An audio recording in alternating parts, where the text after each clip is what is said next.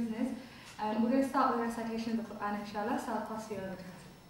أعوذ بالله من الشيطان الرجيم بسم الله الرحمن الرحيم الرحمن علم القرآن خلق الإنسان علمه البيان الشمس والقمر بحسبان والنجم والشجر يسجدان والسماء رفعها ووضع الميزان ألا تطغوا في الميزان وأقيموا الوزن بالقسط ولا تخسروا الميزان والأرض وضعها للأنام فيها فاكهة والنخل ذات الأكمام والحب ذو العصف والريحان فبأي آلاء ربكما تكذبان.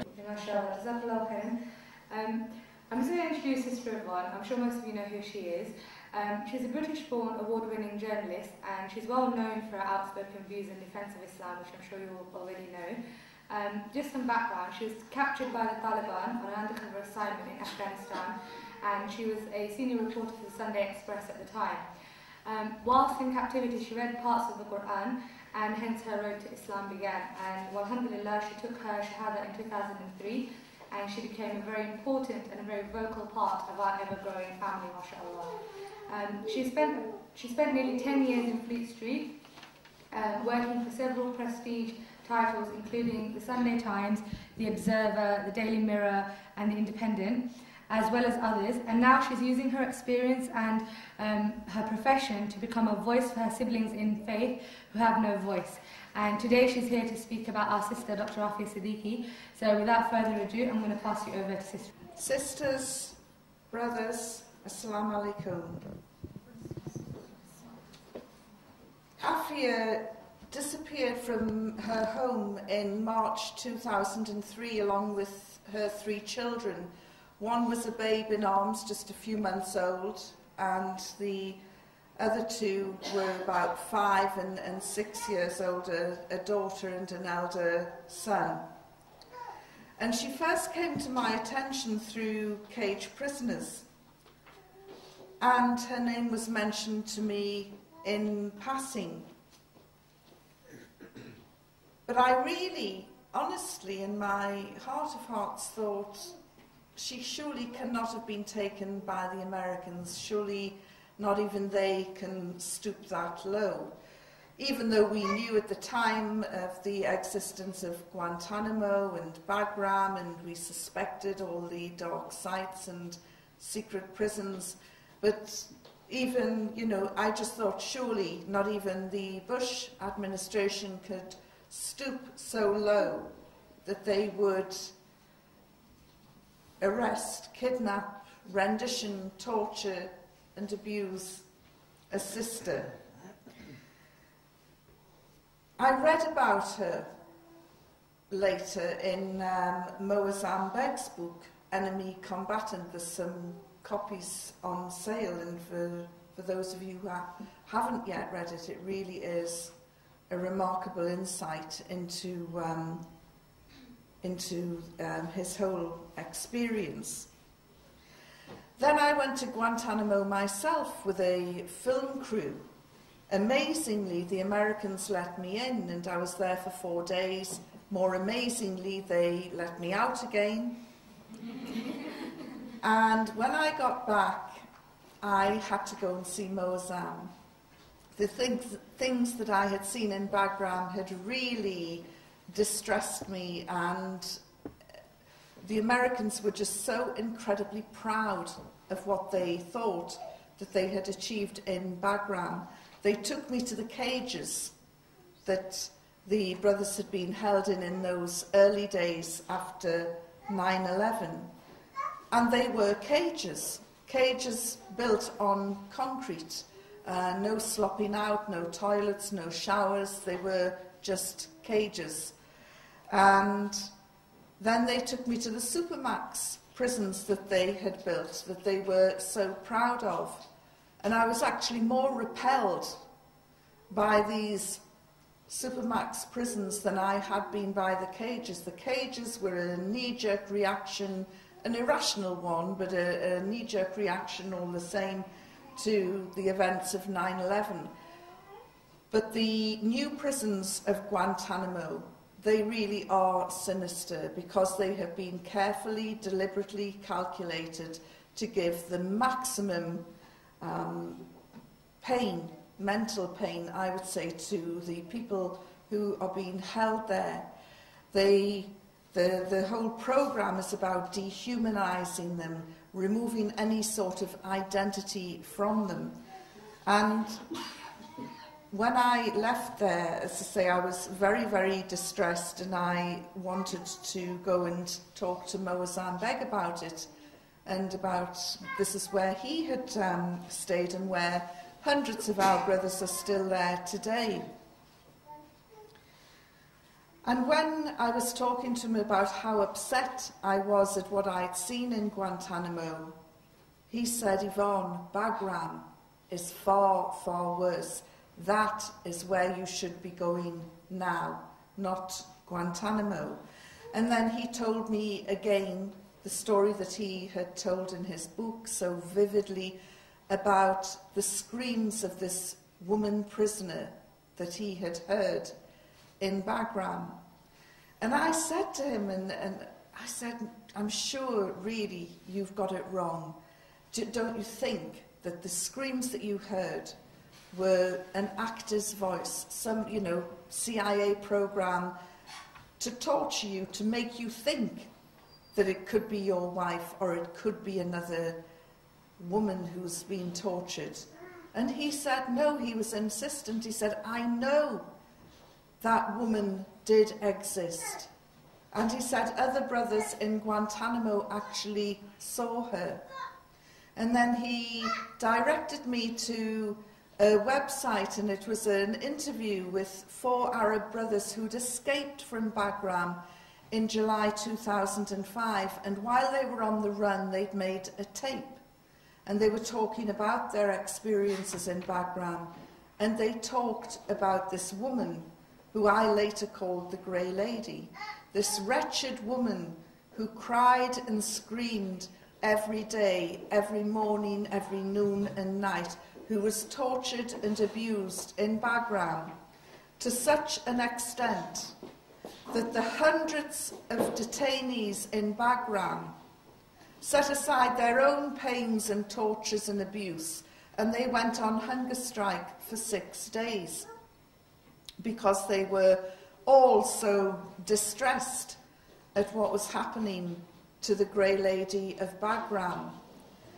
I was shocked and horrified because I suddenly realised that everything that I'd been in denial about had been true, that this woman did exist. I wanted to go to the media to try and raise some awareness about it. But in Britain, if you're a Muslim, if you have an olive skin, and if you're not British, you've got no chance of raising any positive headlines. So I went to Pakistan, and through Imran Khan and the help of cage prisoners who supplied campaign material, I raised the case of Afia, of prisoner 650, of the Grey Lady of Bagram, with the media. More than 100 of them turned up. And I said, she is a Pakistani sister. I said, this is what I've been able to establish. And somebody said, maybe it's Afia Siddiqui. And I said, well, her name has been mentioned a few times, but what we now know is that she's called prisoner 650. The Pentagon denied the story and said, we do not keep women in Bagram. There are no women detainees in Bagram. The American ambassador in Islamabad wrote to newspapers. She went and made the unprecedented step of talking to the media, saying, we do not imprison women. There are no women prisoners in Bagram. She went on to say I was a fantasist and I was making this story up. And then, about 10 days later, there was this incident in Afghanistan, in Ghazni, which really stretches the bounds of credibility. Afia Siddiqui appeared from nowhere after more than 5 years being disappeared. She suddenly appeared in Ghazni. Not only did she suddenly appear, she had in her handbag 3 different types of explosives, according to the Americans, the anarchists' cookbook, and various pictures and images of the New York skyline, as you would in Afghanistan. And she also had one of these USB computer sticks that was packed full of her handwritten documents on how to make all sorts of bombs and explosives and chemicals and, you know, all the sorts of materials you would carry on your person if you were about to go off on a top secret mission. And she was arrested. The next day, the FBI rolled up, and we were told by the Americans she sprang into action. This Al-Qaeda suspect wrestled with an American soldier, took his gun from him, fired off 2 rounds before she was finally subdued when another American soldier shot her. And that was their version. I didn't believe it for 1 minute, and I went back into Pakistan with a film crew. We travelled the length and breadth of the country because the Americans were still saying that there was no women prisoners in Bagram. They were still saying that Afia Siddiqui was this top Al-Qaeda agent, the most deadly female agent in that Al-Qaeda had. And suddenly, after a few letters from Lord Nazir Ahmed, the Americans said, oh, we made a mistake. Yes, there was a woman in Bagram. Yes, her number was 650. But no, it's not Afia Siddiqui. I travelled the length and breadth of Pakistan to say, OK, then, if she's not Afia Siddiqui, who is she? Please help me find prisoner 650. Nobody came forward, and we knew then that we had to go into Afghanistan. It was a crazy thing to do now on reflection, and I made a documentary, and in here you'll see people shooting at us and all sorts of crazy things happening because, of course, the country is in a state of war. But we went in, and we went to Ghazni. And miraculously, the governor of Ghazni allowed us into the very cell where Afia was shot. And we filmed in the cell where Afia was shot. And it's still sprayed with bullets. It looks like a scene from the gunfight of the OK Corral. And I spoke to the Ghazni police chief and the Ghazni head of counter-terrorism. And I said, the Americans say this woman leapt out from behind this curtain to where the soldiers were and wrestled with one and pulled the gun and fired. And they said, no, she never touched the gun. We got this on film. They were adamant. And I said, tell me about her. And the counter-terrorism chief, a man called Abdul Qadir, said when he started questioning Afia, all she was concerned about was, please don't hand me back to the Americans. And I said, what did you think about her demeanour? Would you have thought that she was an Al-Qaeda operative? He said this woman had obviously been locked away, she'd obviously been tortured, her skin had seen no sunlight for many, many months.